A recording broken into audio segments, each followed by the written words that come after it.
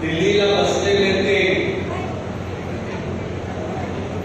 ते व्यक्ती राजा नव्हे तर पातूर येथे या सभेमध्ये उपस्थित समोर बसलेले ते सर्व मतदार बंधू आणि भगिनी हे खऱ्या अर्थाने लोकशाहीमध्ये असलेले राजा.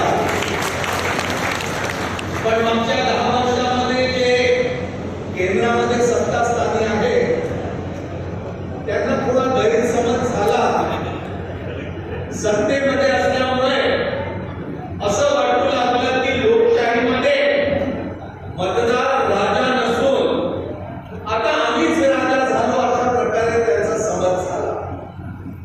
आणि म्हणून निवडणुकीची सुरुवात झालीही नव्हती तेव्हा देशाच्या पंतप्रधानांना ऐलान केला की आपली बात 405.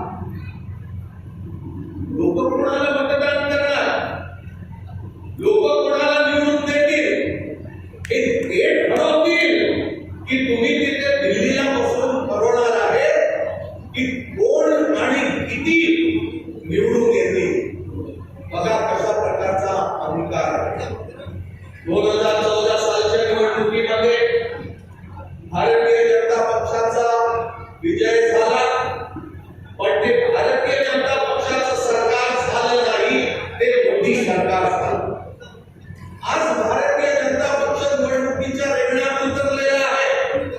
पण जी आश्वासनं आपल्याला दिली जात आहे ती आश्वासनं भारतीय जनता पक्ष देत नाही. म्हटलं जातं की मोदी की गॅरंटी. नरेंद्र मोदी 2014 साली भारताच्या राजकीय क्षितिजावरती वर येत होते. पंतप्रधान बनायचं त्यांचं स्वप्न होतं आणि प्रत्येकाला वेगवेगळ्या प्रकारची आश्वासनं देत होते. आज मोदीची गॅरंटी घेऊन अनेक प्रकारची आश्वासनं दिल्या जात आहे. पण त्या आश्वासनाचं काय झालं? जिथे 2 कोटी नोकऱ्या तरुणांना देण्याचं नरेंद्र मोदी बोलत होते त्या मोदीच्या गॅरंटीचं काय झालं? ते सांगितलं गेलं की शेतमालाला आम्ही उत्पादन खर्चावरती 50% नफा जोडून अशा प्रकारचा भाव देऊ. त्या मोदीच्या गॅरंटीचं काय झालं?